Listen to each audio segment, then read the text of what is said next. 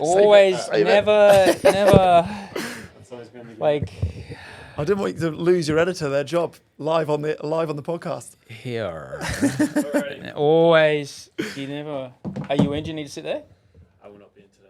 I'm Okay. gonna go set- Hi, how's it going? This is me. 1, 2, 1, 2. Hello. Chatting. Hello. What'd you have for breakfast? Talking shit. I had a bacon and egg sarnie at my friend's house. Beautiful. Mm. Oh, sorry, nice. I'm good. Thank you. Lovely. Rolling. I'm probably going to go through that in about 4 seconds I'll flat. have some more. If that'd be great. Thanks, mate. All good. Give me a second. Meds are great, and I'm thirsty. And I pee a lot. If you need a pee mid-episode, you rush off. There's a possibility of that, but we'll see. Barefoot Day here at Acast Studios, Absolutely. which is, Encouraged, I guess. depending on the feet available. I guess it is. Thanks, bro. All good, team. Alrighty. You got it. Thanks, man. Yeah. I mean, Cool, put this thank you. On off mode. There you go. Alrighty. Here we are. So, Is your font small enough? That's the first thing. I've got pretty good eyes. Fuck, you're lucky, mate. I'm going to brag about my eyes. You to start should. with. I have a contact lens in on this side, so I can you're a one-eyer. do anything. Yeah, Cyclops. monovision it's called. Yeah, I'm also used to the bad hearing. My dad is like terrible hearing. So Does he have hearing aids? he has got the most advanced hearing aids money can buy, and they do not do the job. All right, it's a shame. It's a sad life for him. Benefit though, I don't know if you've got this hearing aid. One where the TV to me is on mute, but it's playing straight into the hearing aids. I have that. So do you pretend to be in a conversation that you're not? And No, then you laugh at never, the wrong? never, See, never, My never. dad's an amateur. No. He laughs when we're not saying anything funny, and I look over and it's 40 towers. Yeah, Rookie. it's only 13 episodes. You've seen it before, Dad. I know. And there's a few that don't play very well. Yeah, some of them have not dated great. Not great. How are you today? I'm very well, thank you. Very well. Yeah, excited to be here. Yeah, me too. I've got an intro, and Great. then we'll go straight into it. You gonna do it while I'm in the room? I'm doing it whilst you're in the room. I thought not, but I thought, you know what? It's a little bit of flattery, and it's quite nice to start with a little bit of flattery. Okay. None of it is too embarrassing. We'll get to the embarrassing stuff later on. Thank you. Osher Günsberg is a TV and radio host, a podcaster, author, husband, dad, and stepdad. Of course, he's far more than that. But with regards to his career, Osher is quite simply one of the most recognisable faces and voices in Australia. From his early days on radio at B105 in Brisbane, Osher would go on to head up Channel V, travelling around the country and broadcasting live on TV for 3 hours, practically every day, it seems, for 7 years. In 2011, he turned his sights to the US and would become the first Australian to present a network TV show in the States with Live to Dance. Back in Australia, Osher can safely say he's played a key role in some of our most successful TV shows. His glittering career includes Australian Idol, narrating Bondi Rescue, presenting The Batchelor and The Bachelorette since 2013, not to mention countless other shows. But most importantly for today's conversation, Yeah. Osher is sober. Yeah. 14 years today or yesterday is what I'm trying to establish. Today's the day. It's today, Australia time. Today, Australia time. Yes, it's today, Australia time. Congratulations. Mate, it's thank you.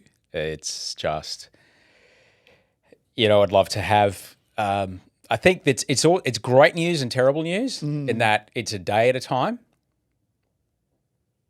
and it's still a day at a time. Yes. And that's it. It gets easier.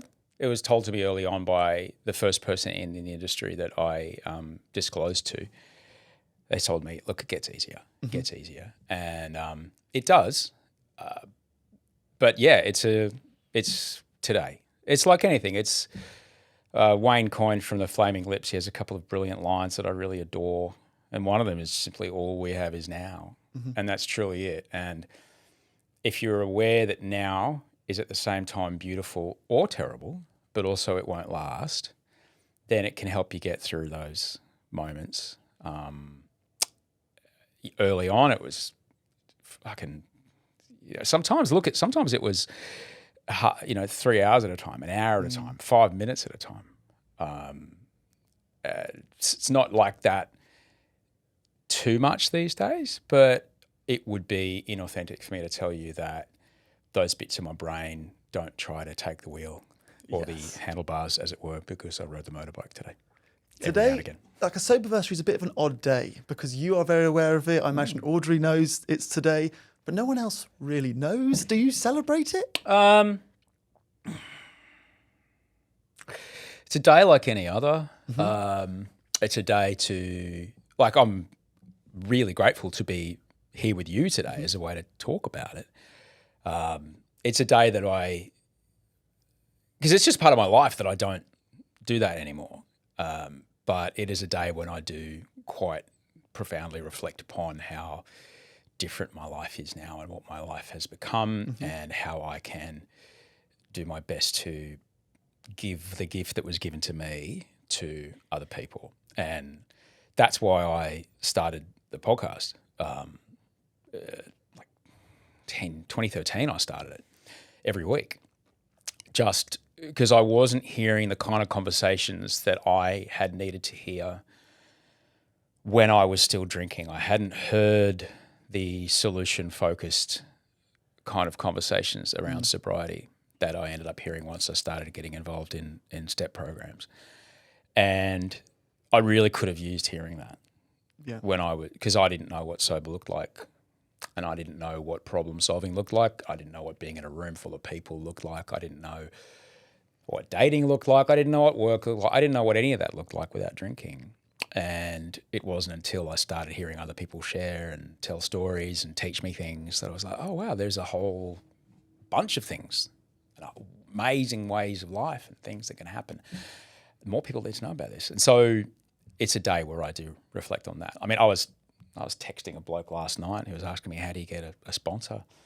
I was texting him at like 11:30. He's like, I don't want to keep you up. It's like, mate, I'm up because I'm writing in my journal thing because I just had this massive blow up with my wife and stepdaughter and I'm trying to sort my shit out. Yeah.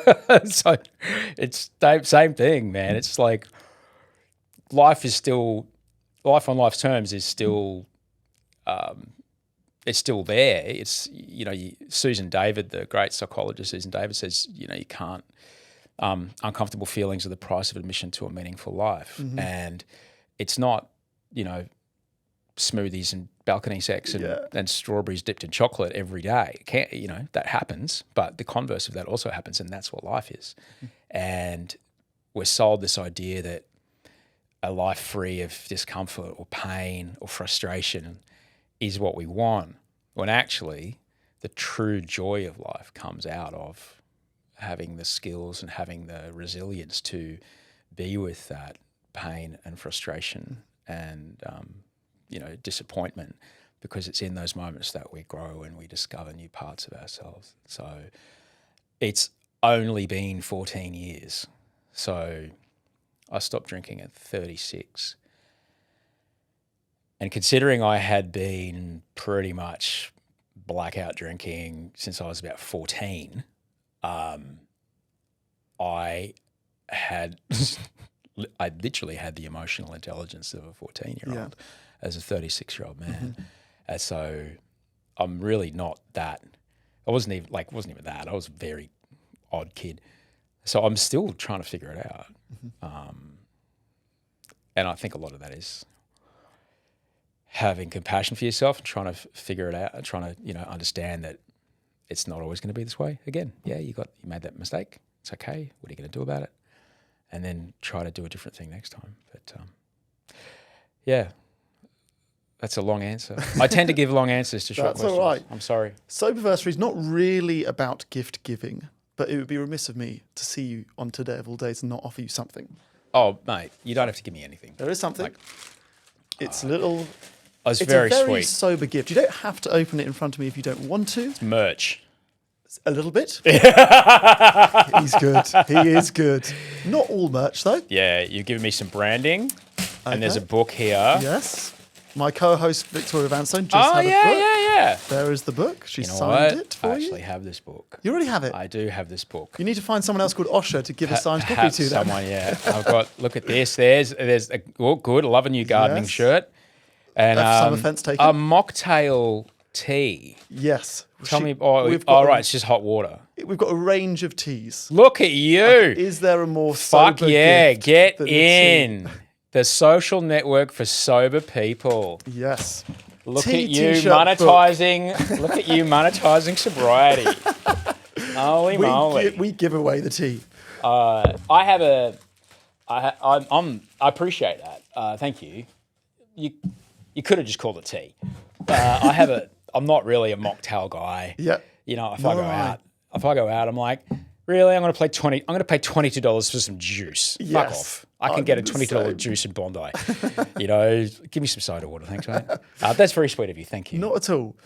Let's talk about Queensland. Yeah. So you spent, other than your years in Adelaide, most of your sort of growing up was done in Queensland. It's where I've been living for the last 3 years. Like many places in Australia, it has a very, very sort of proud drinking culture. I lived in Bondi, then I lived in Tassie and rural Victoria before Queensland. Which bit of Queensland are you in? I'm on the Sunshine Coast. Which part? I'm in Peregian. Ha-ha! And I feel as if like every part of Australia is like, we are the biggest drinkers. Very similar in England. Northerners are convinced they can drink more than Southerners. How did sort of those formative years in Queensland impact your relationship with alcohol?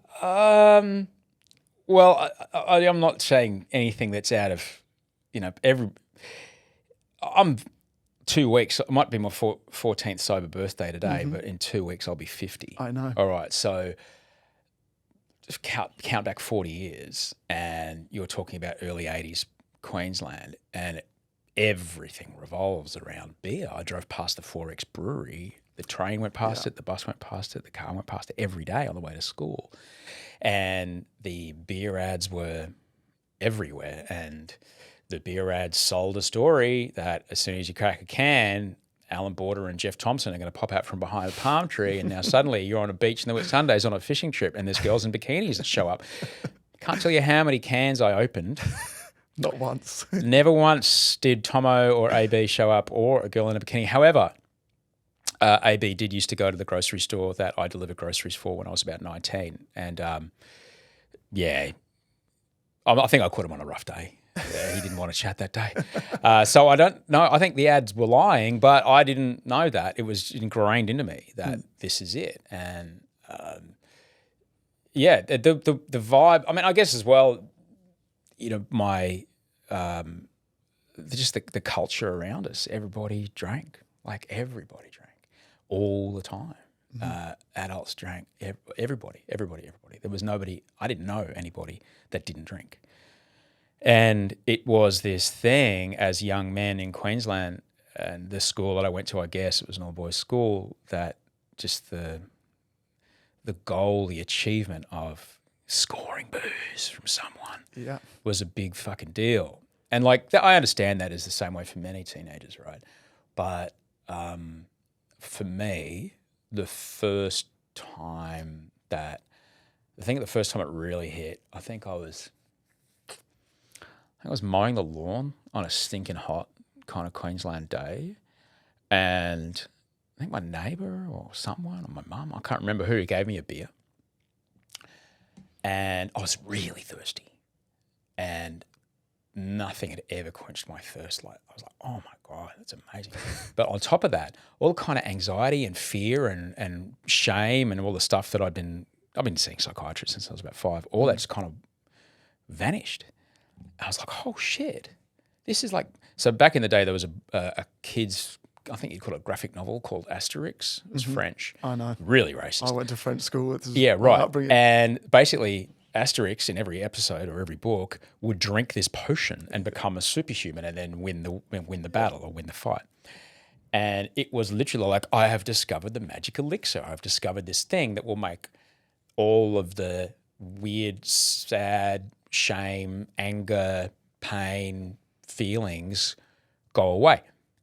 But it wouldn't go away. It would kind of just get it down to about maybe like a 3 out of 10, maybe 4 out of 10, but it would never go all the way away. So I just kept thinking like, all right, if I just have one more of these, then it'll be gone. And it never, ever, ever went. Unfortunately, it got to a point where 14 years ago, it was very clear that I was going to die if I kept going. We had a similar schooling. Funny enough, I was also Catholic, boys' school. Yeah. You either are built for it or you adapt to it. It's been my experience of it. You were a shy kid. You were afraid of strangers. You were struggling with your weight. Yeah. You were suffering from anxiety and panic attacks from as young as 3. I was very little, yeah.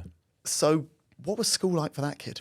Really weird. Yeah, really, really weird. I was terrified of strangers. Yeah. Terrified of strangers and terrified of new people and terrified of new things. And I think I remember going, it was like, he must have been the only psychiatrist in Brisbane in the 70s, late 70s when I went to go see him. I was 5. I mean, what's he going to do with me? I don't know. There's certainly not the research around childhood development and certainly psychology now. Played a lot of battleships, didn't you? Yeah, we just had that playing Battleship. Amazing. Fuck, I don't know what that was about. My parents must have paid so much money for it. Yeah, it was really odd. And I think by like many people who, I've talked to other people who are in my industry, and it's a not uncommon move to be like, well, I'm terrified of what you guys are going to think about me. I'm going to then try to be in control of what it is that you're thinking. So I started trying to be bigger than, and being very deliberately loud talking or trying to make a joke or, just being really like huge in a room to at least know that if people were judging me, they were judging me off a thing that I had been involved in. And wildly, that led to me, I guess, I ended up getting on stage. I was about, 8 or 9, I think. We had a school play or something. And I got on stage and I think every Friday we had this like school assembly, and everyone had a turn to do a sketch or a scene. And it was our class's turn. And I got up on stage and I did the line, and everyone laughed. They were all quiet. B, I was the only one talking. And so I was in control of the situation. I was like, oh, this is amazing.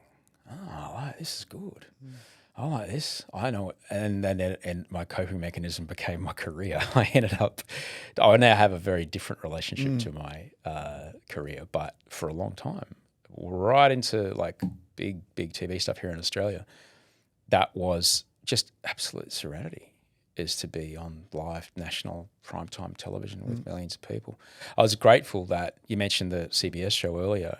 I don't think I was the first Australian to host a network show, but I'm the first and only Australian to host a live network primetime show at this point. And I was sober by that point, and standing on stage at CBS Television City, looking down the barrel, and there's millions of Americans watching, just absolute, complete calm. It was unbelievable. But I had a very different way of going about it. But yeah, Queensland was, kind of strange, man. I just very rapidly started having a very different relationship to alcohol to the people around me. I got to, vomiting was just a par for the course. I could spew without breaking step. I have vivid memories of walking across King George Square, which is a place in Brisbane between a train station and a bus stop. We were trying to get a bus home or whatever. And I just 2 steps, turned my left, didn't even get any of my clothes, kept walking. Went to another pub. It was just no big deal. That was just par for the course. And it was just all the time. And alcohol is one of those drugs that the dosage required to have a similar effect becomes more and more. And but I didn't realize it, man. I didn't realize it. I think I was about 22.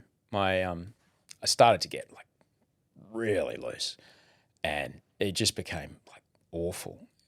And my girlfriend at the time, I remember lying in her lap. I don't know, where were we? Out the back of Milton somewhere, behind the bowling club, bowling alley. I don't know if it's still there. And I was lying in her cross-legged lap, looking up at the stars. The stars kept moving, and she's stroking the vomit out of my hair. I've got long hair, so I vomited my hair, and she's kind of stroking it out of my mouth so I could breathe properly. She's looking down at me. I'm like, why do you do this to yourself all the time? No one ever think about that. And I'm looking at her going, oh, no, my dad, fuck off, I don't have a problem. Oh, man. So that was 22. It took me 14 more years until I actually had to think about that. Yeah.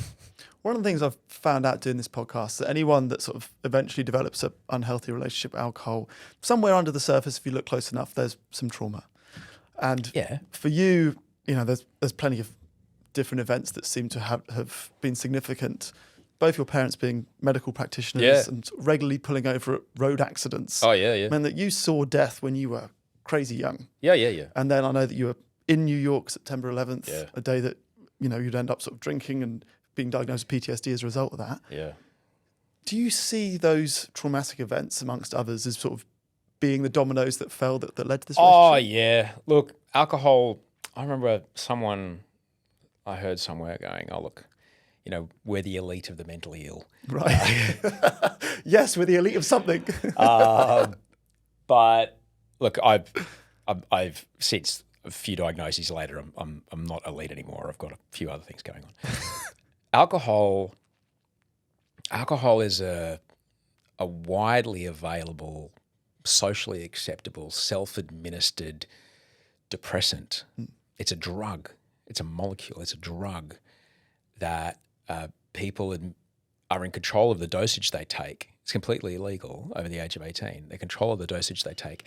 And for some amount of emotional distress, it can have an effect where it makes that emotional distress feel less. So to use alcohol to deal with shitty day at work, the kids being cunts, getting dropped by someone you love, your team losing,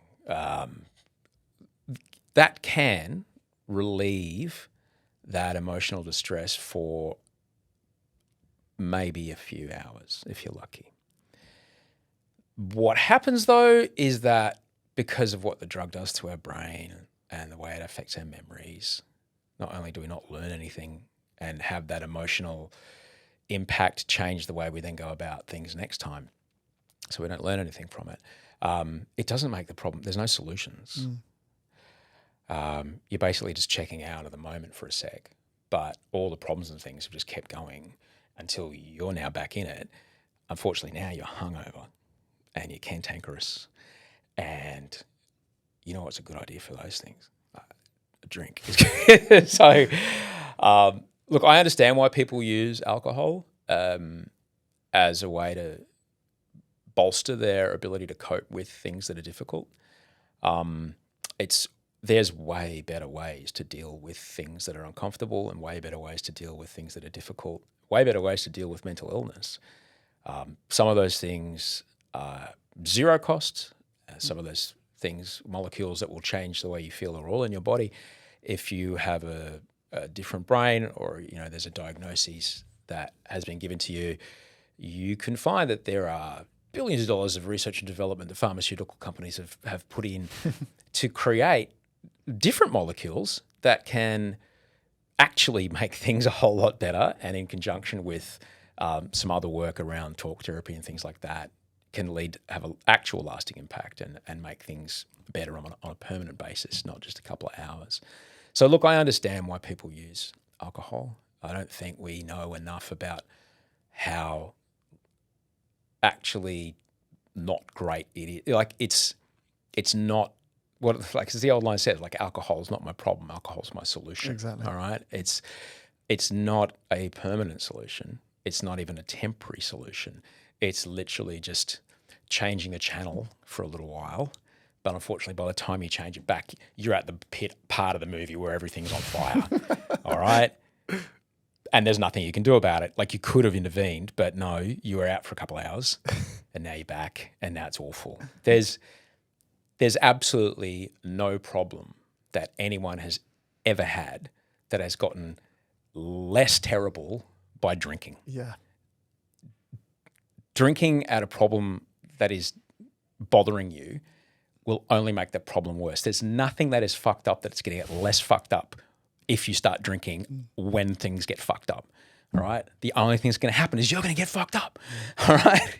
That's truly it. They didn't have that in the beer ads. That's not what happens when the footy team is winning the grand final and someone's asking, how do you feel? Like, you wouldn't have seen those ads because you weren't in the country, but literally your childhood heroes who are the football teams and the cricketers, are, you know, going over the line to score this massive try and like, oh, now I'm in a locker room with a whole bunch of men and look how accepted they are and how friendly they are and oh, they're drinking cans. Yeah. That's what I want. Nope. Yeah. We don't mind a quote on Sober Awkward. You are a man that has a library of quotes in your mind at all times. I think you've already dropped 2. I've heard you cite Lao Tzu as like one of, like behind the timing of when you went sober. Yeah. He wrote, "If you do not change direction, you may end up where you're heading." Exactly. Now, that day for you came 14 years ago today in New York. Yeah. You've described it as like a normal night out. Yeah. Sure, you threw up and pissed somewhere that you shouldn't have. It was terrible. It was fucking awful. Like it. Some people have their. I got really lucky. All right, I got so lucky. Some people have their moment where they realize they've got to stop drinking. You know, when there's a cop sticking their head in the window of the car, going, "The fuck you." Mate, do you realize what you've just done? And they have no idea, but they're about to find out. Some people have that moment when they find themselves in prison. They have that moment when they just kind of look up and their house is empty. Their wife and kids are gone. They're unemployed, like don't understand. And then they kind of figure out, oh, it was the drinking. I got really, really, really lucky because, and so, some people have that moment after a massive night. Yeah. And they go, okay, I can never do that again. New Year's Day is always the big day. New Year's Day is classics, right? Yeah. For me, that particular night, 14 years ago, last night, was really just another night. But it was another night of how all the other nights in very recent times had started to become. They would happen maybe a couple times a year, and they started happening a couple times a month, and they started happening a couple times a week. And that particular week, there was a few. It was like, and I realized that I was unable to not do it, and it became so clear to me that I was no longer in control of it, and that if I didn't stop, that it was very clear that the amount that I was drinking, the choices I was making, the situations I was getting myself into, you know, would not work out well. And, you know, when I think about what happened a few years after that, when I got very, very ill and I was dealing with episodes of psychosis and things like that, there's absolutely no way I would have survived that if I was drinking.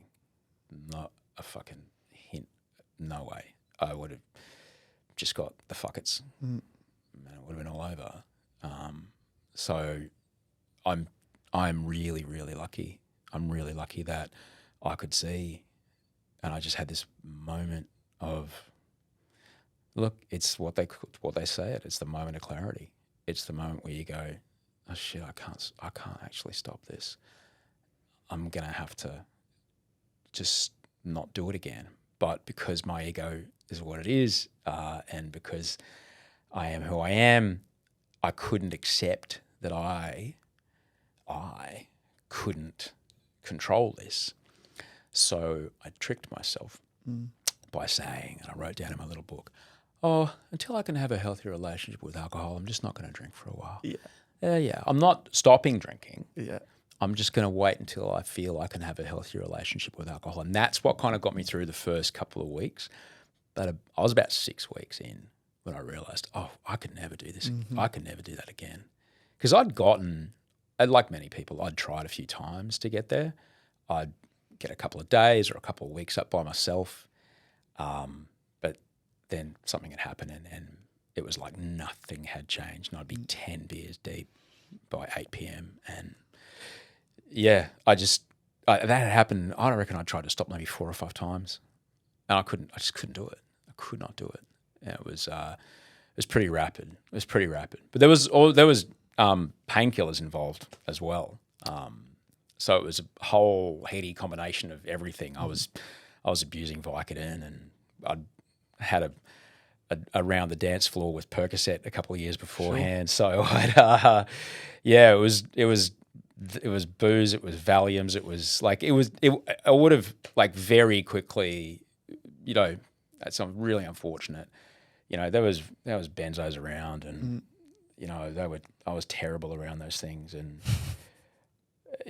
there's no question that had I kept going, that it would have just been a mistake. I would have taken some Valiums or whatever, then forgotten I'd taken them, taken some more, and then you never wake up. That's happens to people sometimes. Happened to a friend of mine.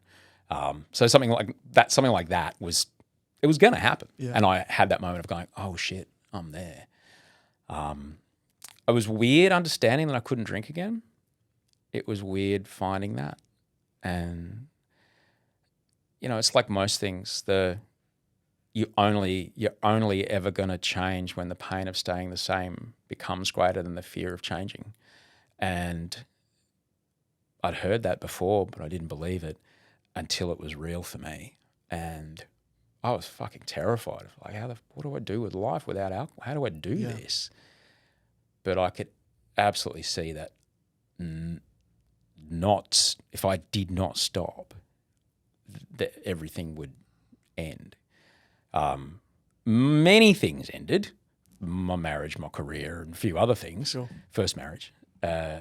Many things did end, but not my life. So I got lucky that I got out with that. And one of the things that you did differently this time, trying to go sober, was that you picked up the phone and you called this inspiring, sober, charismatic, gorgeous, extrovert photographer friend of yours. Tell me about that phone call. I gave him a buzz. I when I talk about him, I anonymise him because I don't, it's not for me to out anybody who doesn't already speak out publicly about being sober. Plus, everyone would call him if you gave the name. Pardon? Work for Osher, I'll call him.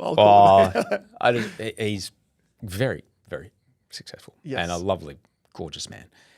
And he looks, I remember seeing him across a room and he looked like Tom of Finland. And I'm number 2 of 4 brothers, and one of my brothers is gay, and he was the first guy to show me Tom of Finland, which is like if you were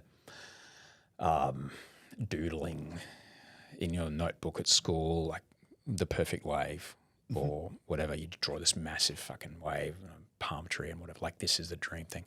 Like, he's the massive kind of forearms, big moustache, leather man, giant chest, chin that could cut cake, And I look across the room and fucking there he is. He's fucking God.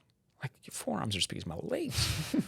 And he's this, extraordinarily talented photographer. And he was such a nice man. And I don't know if he was necessarily extroverted. He just had a confidence about him in this room full of people that I was terrified of. And I was like, how did you do that? How do you do that? I want to know how you do that.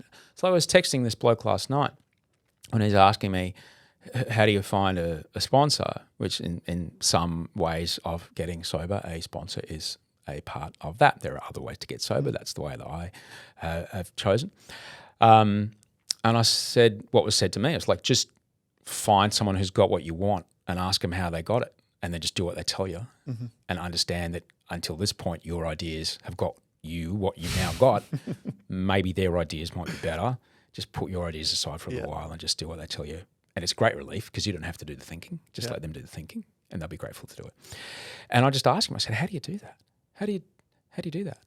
And he's like, well, you can come to this thing with me, and off we went.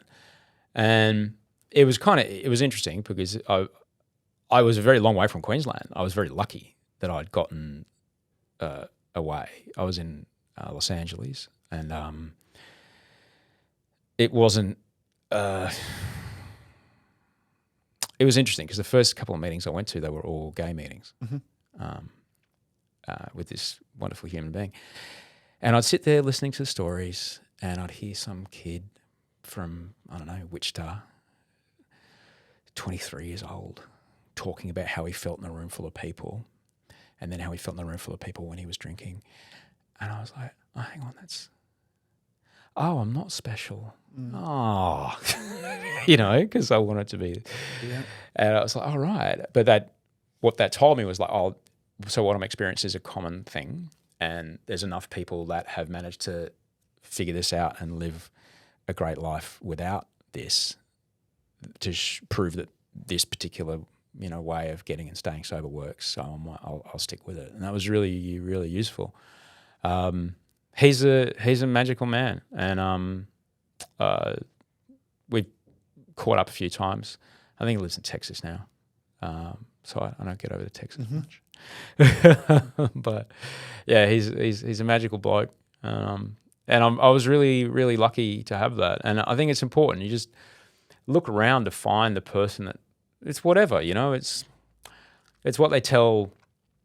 Sometimes it's weird. I was going to say it's what you tell people at the gym. Just go and find the person who's got a body that looks like yours and ask them how they did it. Yeah. If they start asking you testosterone, is that offering you testosterone? Maybe say no, because I don't think people quite understand the effects of taking exogenous testosterone in their 20s. Yeah, you look massive, but not good for you. It's just find the person who's got a thing that you want and ask them how they did it. And more than not, people will be very grateful to lend a hand and let you know, because who doesn't want to share something amazing, whether it be, and I'm the same with work, when people email me and say, can you give me a hand? I want to get into this or get into that. Or I'm like, great. I throw a couple of questions back at them to, as a road test. And if they email back, I'm like, yeah, sure. And then we stay in touch, and, I'm thrilled to help people with their work. And, same with this, I was given the most extraordinary gift with my man, David. He's incredible. He's an amazing guy. I got really, really lucky with him. Because to say that like I said, it's an ego battle. Right? It's still an ego battle, right? I'm in like a Sylvester Stallone arm wrestling movie most days. And it's hilarious when it literally takes the wheel. I'm like, hang on, buddy. Yeah. And I have to say, look, I'm really sorry. The last thing that came out of my mouth wasn't great. That still happens. But yeah, my man David is unbelievably wise and really, really helped me. It took me a long time to get my head around that I wasn't bothering him. Yeah. It took me a long time to get around that. And like I was saying to this guy last night, you don't quite understand.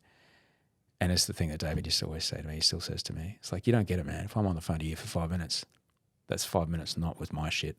Yeah. And it's a great relief. Yeah, that's wise words.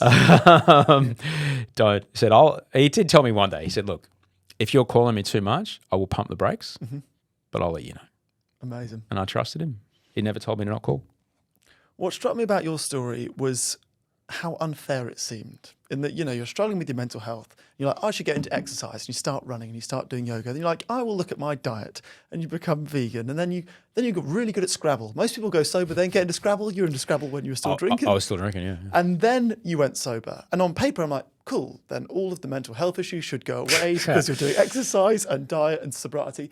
And then it was after that you start having these suicide ideations, and you start, you mentioned the psychotic episodes. Like, what kept you going? It seems so unfair. I look at it completely differently. Go on, I tell me look how at you it in that I got enormously lucky.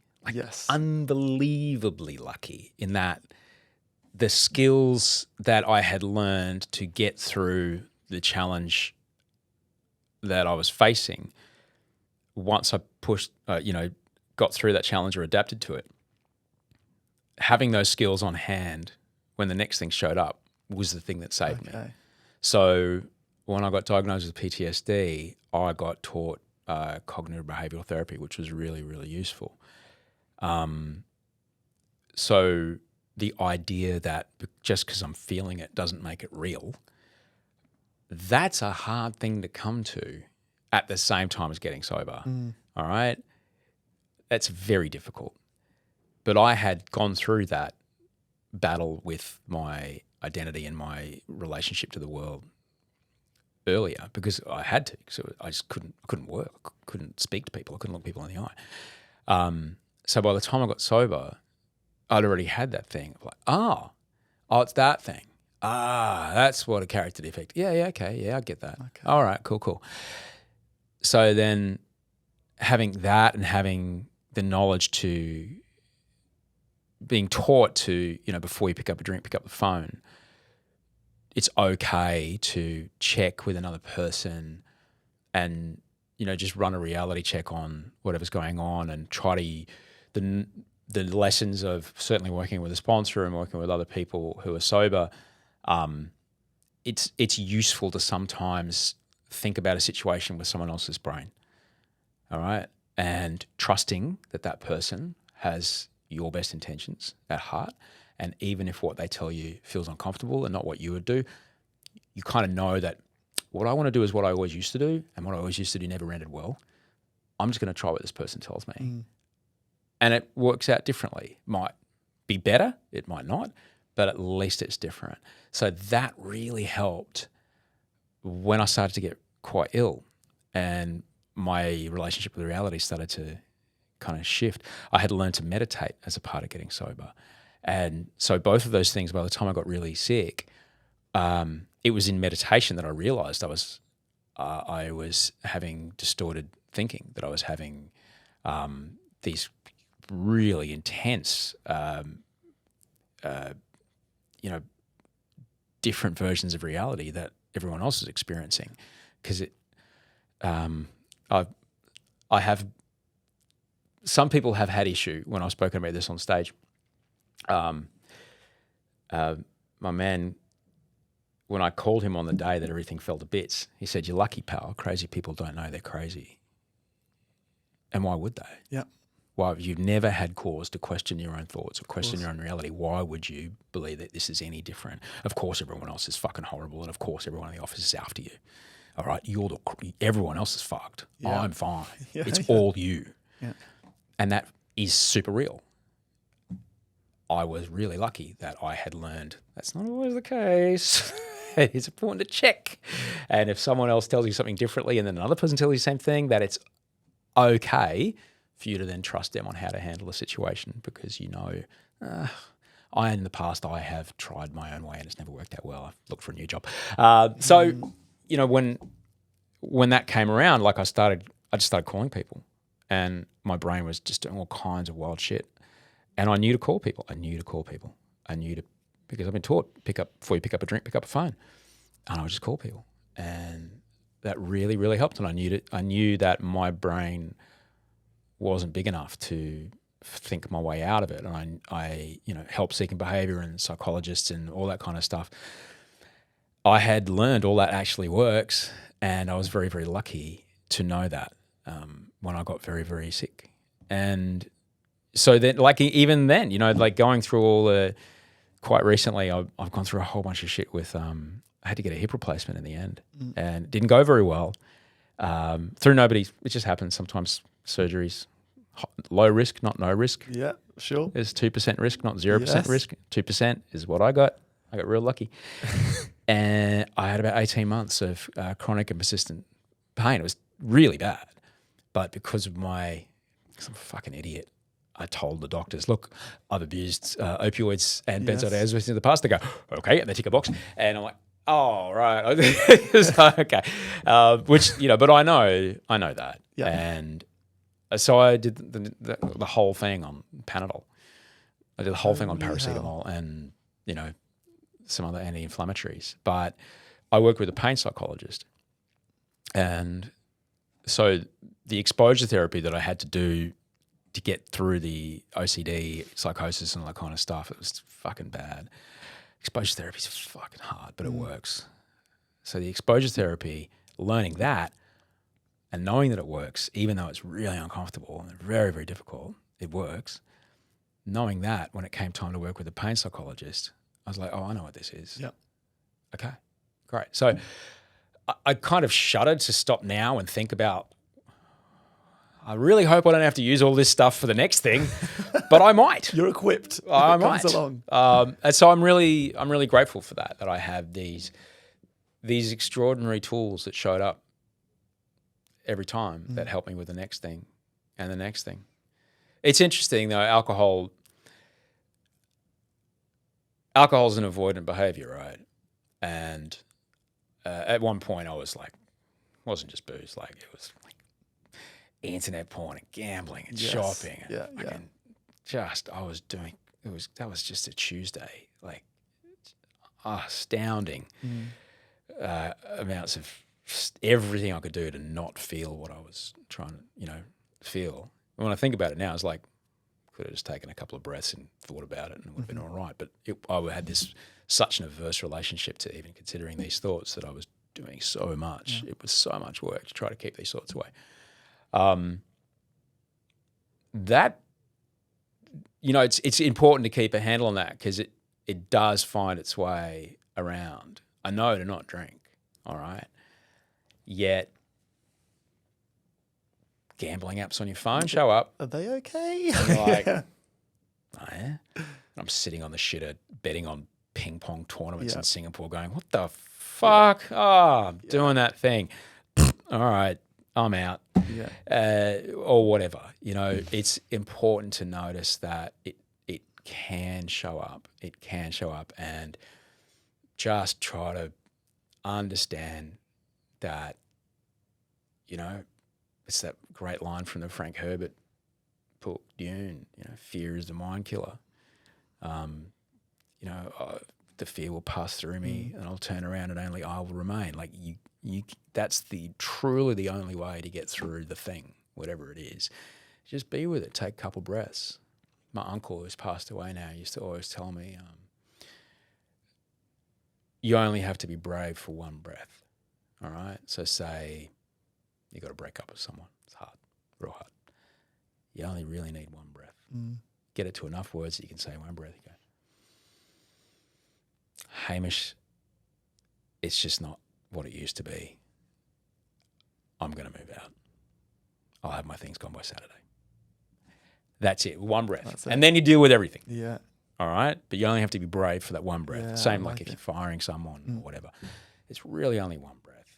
All right? And then you deal with the next thing and the next thing. And you can. It's just these moments, right? And I wish I'd known that earlier. I know it. I'm lucky to know it now, Well, on that knowing not to drink, for most people, yourself included, you give up and life gets a little bit harder before it gets easier. Oh, yeah. What's the difference between being sober and not drinking? Right. Not drinking, I did not drinking for about a year. And not drinking, because I've done this, not drinking is a little like coming off your meds cold turkey and not doing anything else to fill the space. I just became a complete fucking punish.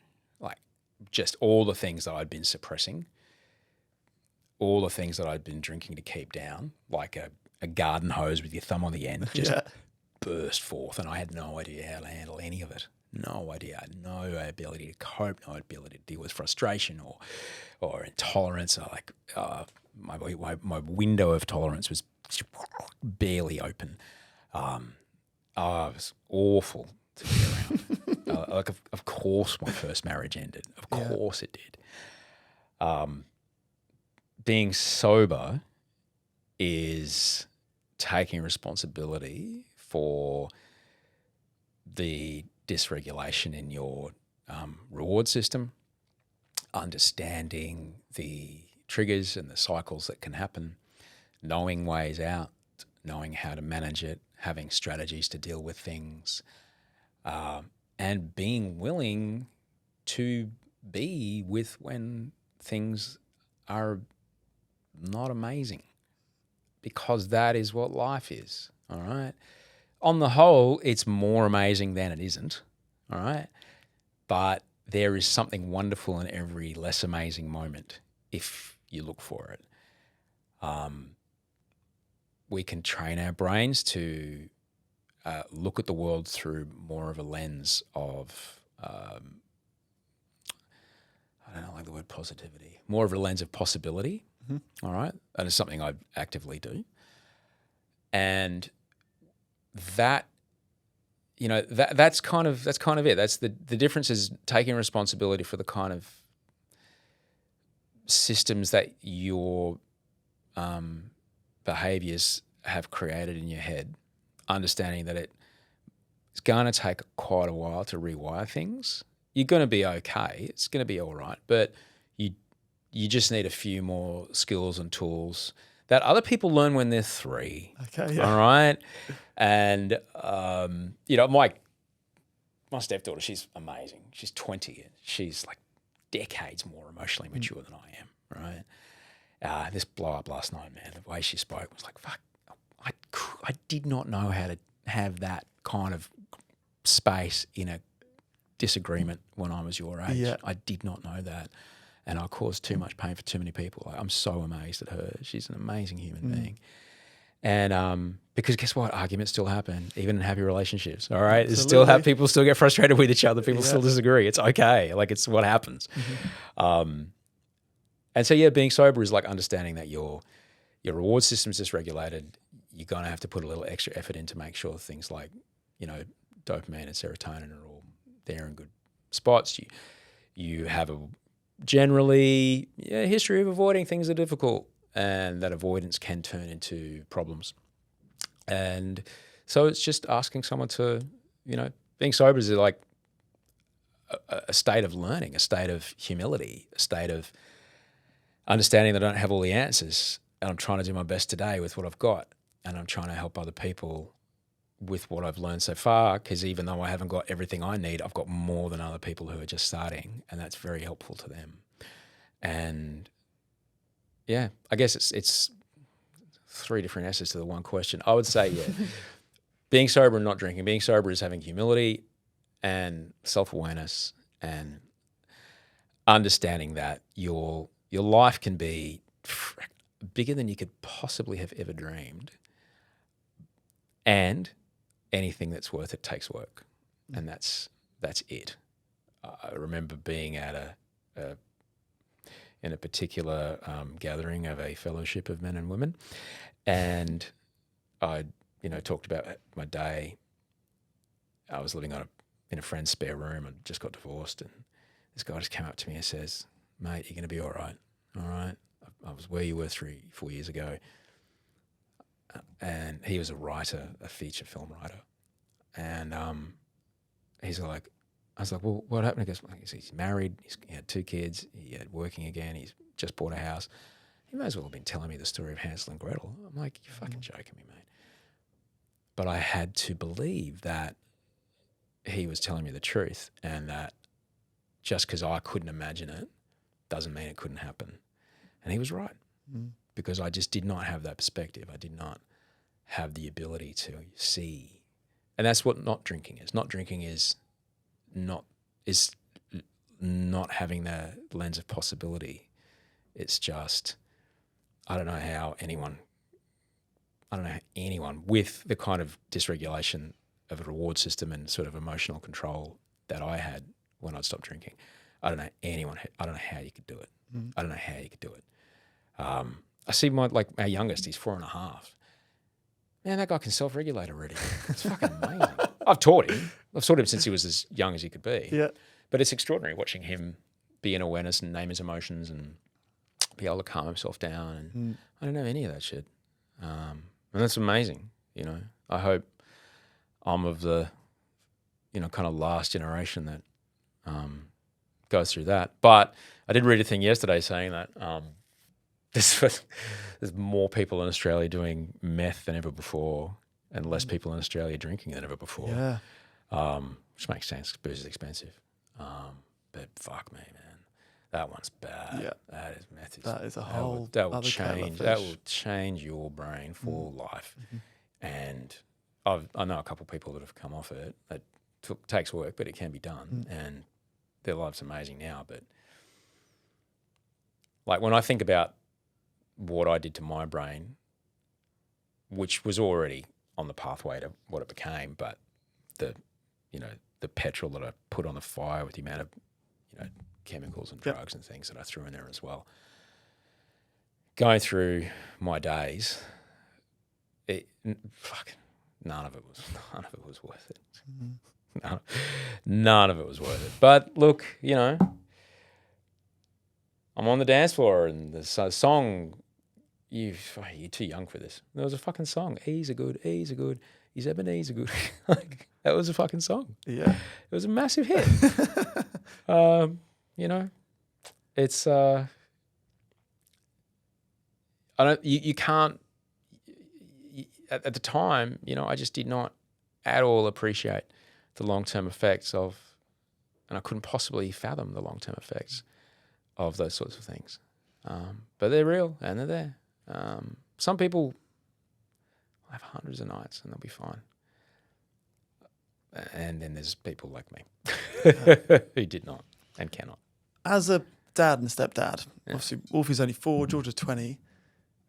Wolfie's probably too young, but how have you approached discussing alcohol, you know, with your dad and your stepdad? How? So we'd seen all these, we'd seen a couple of these lectures. We got a lot of really great intel, and Audrey had spent a lot of time with her, talking to her about her sense of self-worth and that, you know, you don't need to give any part of yourself or do anything to or for anybody to impress them. You are good enough. And she always had that. All right. I never did. Yeah. All right. I was drinking, trying to fill that hole. She has had that. That hole didn't even patching up. That hole's like, she's solid. And so, you know, you go to house parties and she went to a house party once. It was like 300 kids there. Cops showing up. Kids next door. There's so many of them. They pushed the brick fence over. This is at a fuck off place in Vaucluse, right? Just bananas. And I would go to pick her up, and there's just kids all over the street. There's like a crew of like 16-year-old boys that I recognize because they're the kind of boys that I went to school with, or I was, literally with a goon bag in their hand, running at a tree, headbutting it, and taking turns trying to headbutt this tree to try, I don't know, trying to make fruit fall off. I don't know what the fuck. And like through this chaos and cop cars and whatever, she sees the car. She's texting me again, can you come get me? Oh, yeah. She sees the car. She walks in. She jumps in the car. Hey, G, how's the party? Yeah, good. I can't smell anything on her breath. I was like, oh, man, I'm amazed. If I'd been at that house party, I would have been like a fucking truffle pig trying to find every single drop of alcohol anywhere in sight. Nah. And that was who she was. That's who she was when she was going to house parties. And that's who she's continued to be as a young woman. She's, you know, she's a very, very impressive human, and that's all to do with, you know, the way that Audrey's raised her. And I'm just so fucking proud. I'm really so proud of her. She's an amazing kid. I love the way you speak about her. It's true, though. You sort of see it on your face. It's true. She, adoration. you know, I think any stepdaughter or daughter will roll her eyes, and that's okay. That's the job. Many people might assume that admitting to addiction and mental health issues is bad for your career, right? Yeah, right. Why would you employ the person who's got this? You've been vocal about it, through your podcast, through your book, through any way that you can. How important do you think that is for particularly Australian men, I would say, to voice these vulnerabilities? Well, I don't think it's a vulnerability. I think it's a strength, because alcohol was making the choices for me. Yeah. And who's weak then? I'm getting told what to do by a bottle or a booze ad or a gambling ad. And I'm doing what these ads tell me. I'm doing what this cultural practice is. I'm not making my own choice here. I make my own choices now. So I'd say it's a move of strength, personally. You can't be what you can't see. And I just didn't know that sobriety could look like anything except a sad person sitting in a small room under a church drinking shitty coffee out of a polystyrene cup. It has. I find other places to go because I don't like the polystyrene cups. I don't like the sad rooms under the churches. It can be that, but I think everything that I saw on TV about you know, sobriety people who try to help each other stay sober had always been in the it's always written into a film or television script as a way of putting you know, stakes on a situation or something like that. They never show that, oh my God, this person at the age of 40 was divorced and unemployed, living in a foreign country, paying rent out of his savings. And at the age of 50, is married with 2 kids, somehow has money in his super now and is in some of the best shape of his life and is doing better. Like, you never saw that. Yeah. But that's it. That's me. That's the thing. It was never spoken about. And it's like anything, like I was saying before, like if you avoid it, it's just going to get worse. If you don't talk about it, it's just going to get worse. The thing about disclosing, and I would never pressure anyone to disclose. If you disclose and don't take responsibility, that's not really disclosing. That's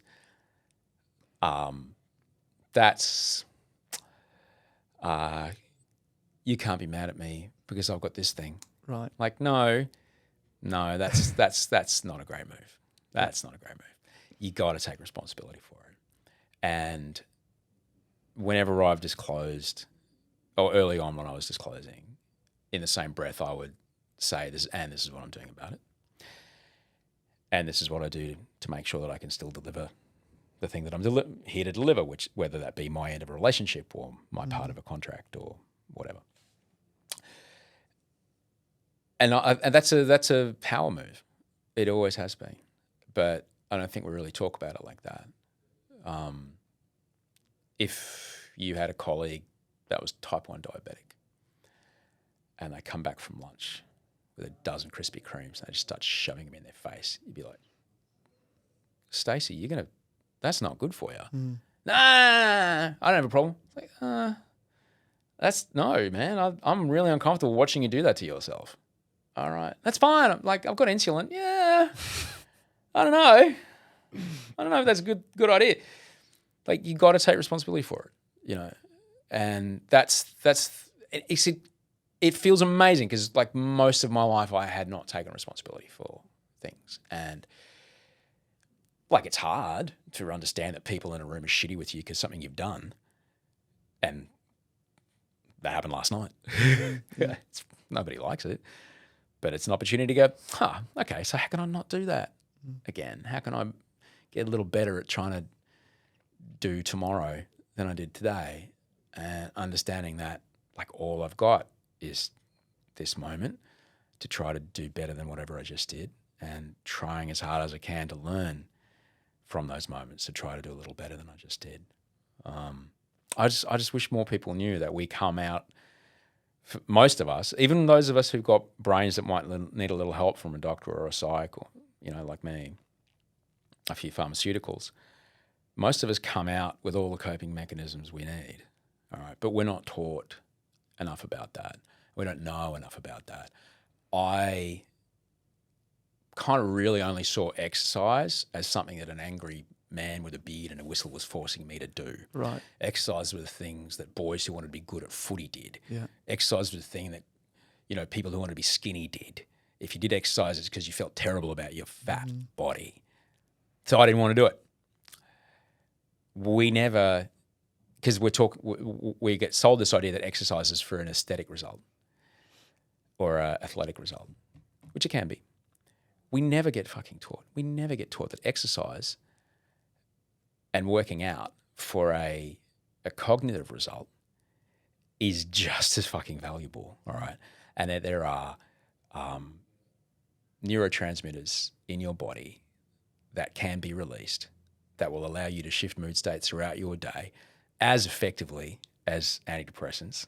And if you do that while you're taking antidepressants, it like more than doubles the effect of those antidepressants. We never get taught that exercise is a way to make your body do the thing it should be doing anyway, which is regulating itself and dealing with discomfort and, coming back to stasis after a blow up. But if we don't move our bodies in a particular way, and it can be just a walk, if we don't move our bodies in a particular way, we're denying ourselves from the dopamine and the serotonin and the epinephrine and norepinephrine that we need to question. Oh, hang on a second. Did I just shout that? Oh, I did. Of course, that's why that person. I'm sorry, I said the wrong thing there. Can I find another way to say that, please? We don't. That's the things that get released in our brain that allow us to behave differently. But if we're not using our bodies in the way they're designed to be used, which is actually moving and lifting things, we don't have that. And we're way, way, way. We're not even near the start line. and I wish that I knew that when I was younger, that moving your body is the thing that needs to be done. I just made this documentary about chronic and persistent pain because, when you go through something terrible, why not make a movie about it? We made one. I'm an award-winning documentary maker. You forgot to mention that. And what's good about winning an award is you get to make another film a little bit easier the second time. So hopefully it does as well. So we made this film, and there was a moment where we were showing the why pain is important, right? And I had a psychologist on, and we're talking about that pain. There's a reason that pain exists because pain, our brains work by identifying contrast. Okay, it's why you look at a crowd of people and you see the one person waving. All right, our brains identify contrast. That's how our heads work. So pain allows us to feel pleasure because the pleasure sensation is a contrast to the discomfort. If we experience constant pleasure, we get what's called hedonic habituation, which is why, as Axl Rose said, I used to do a little, but the little wouldn't do it, so the little got more and more. The thing that felt good no longer feels good because we've become habituated to that, so we need to increase that dosage, and therefore we get into trouble. So we wanted to prove, basically demonstrate this. So I got an ice bath, and I'm in an ice bath for, however long. And I get out, and the guy and the psychologist we were working with, he hands me this biscuit, which I am very familiar with. It's a gluten-free vegan biscuit that look, when you do TV shows like me, they say, do you want anything in your green room? It's like, this particular biscuit, please. Yes. And I put a little packet on there. And so I'm really familiar with the taste of it. I've been out of the ice bath about 45 seconds, maybe a minute. I took a bite of this biscuit and I could have sworn it was laced with Xanax. I was so fucking high. Yeah. And I know what it feels like to be really fucking high. Mm-hmm. And I'm eating this biscuit and I was like, I just can't believe, I know there's nothing in this except for chocolate, but I cannot believe how just the waves of pleasure that I'm feeling, every single thing that's making me feel this way has been generated within my own body. I wish I had known that I had that capacity when I was younger. It's to know that is amazing. I get high every night now because we just put a barrel sauna in the backyard, one of the cheap ones. Fuck, it's amazing. So in there every night, and then I cold shower, back in there, cold shower. I walk upstairs. I'm so I'm punchy. I'm like, hey, honey. I go later. I just lie there, just like, this is amazing. Yeah. I wish I'd known that. That our drugs and alcohol are a simulacrum. They're a mimic of the actual highs that exist in life. We think because we can call someone and a bag will get delivered, or we can call someone and a carton will get delivered, or, we can go somewhere and, be out in the forest in the mud, with a bunch of people with dreadlocks at a bush tour for 4 days, eat things that grow at the base of trees. Like, we think like that's the way to access this. Mate, all those things do is flick switches in your brain that are already there. Yeah. And you flick those switches by ingesting these substances or whatever, and you think like that's the only way to get them. No. When Wolfgang was born 4.5 years ago or so, the smell of that boy's head was just that was the most unbelievable thing I'd ever snorted in my life. All right? And the amount of just horrific fucking destruction I've done to my brain, chasing a feeling that was nowhere near that, thinking that that's what it was. All that was doing was just trying to, it's pushing those triggers in the brain that are there. Well, touch my nose, sorry, I didn't mean like, they're pushing those triggers in the brain that are waiting for that baby head smell, all right? And then whether it be, whatever party powder you're snorting, or it might kind of look like it, but all it ended up doing was just like drilling fucking holes through my head and, you know, making life difficult for the rest of my days. Like I still struggle with the, you know, is that you getting the wrap up? I still struggle with the ongoing effects of my ability to regulate and my ability to read a situation, all that kind of stuff. I fucking fucked my brain from the drugs that I did. If only I had known. If only I had known that my brain was just waiting for the smell of a baby's head. My brain was just waiting for something pleasurable after I'd done something hard. And I would have got that feeling. A, it would have been way cheaper. B, far healthier. And C, I would have got to bed a lot earlier. Yeah. Yeah. Would have saved a lot more money. I went sober just after becoming a dad, and I don't think that's an accident. I also started cold water therapy the day I went sober. I've done it every day since, so I know where you're coming from. I just want to end by saying this, which, I moved to Australia in 2017 with a dream to become a TV presenter. And soon after I started working in TV, I worked on plenty of shows with you.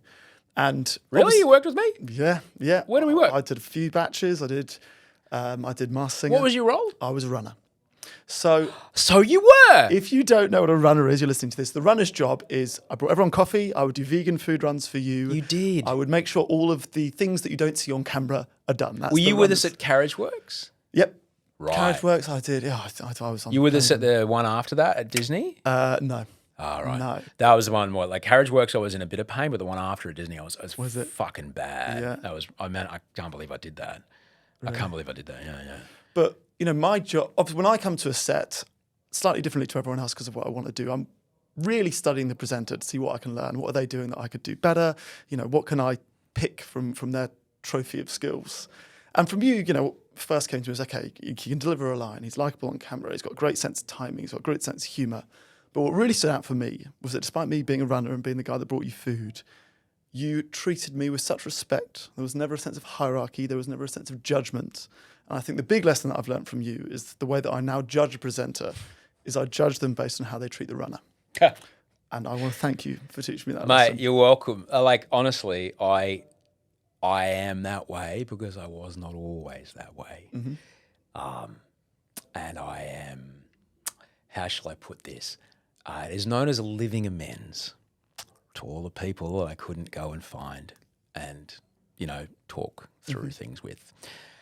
And thank you for saying so. When I sat down with my man David and we kind of talked through the really difficult parts of my life, I was just so full of shame.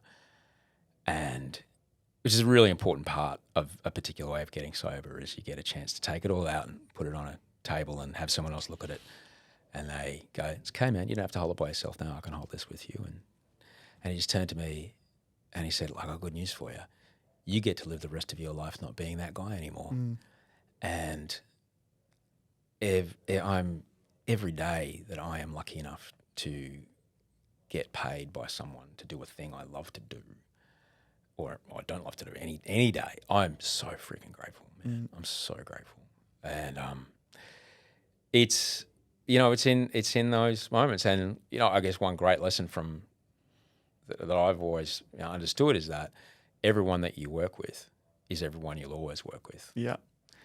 And people used to, you know, ask, oh, are you going to go hard at the Logies? I'm like, no, because I'm in a room full of everyone I've ever been employed by and everyone who will ever give me my next job. Yeah. So no, I'm not going to make a dick of myself. Yeah. I'm going to be lovely and professional because this is my career. And it took me a little bit to get around to that.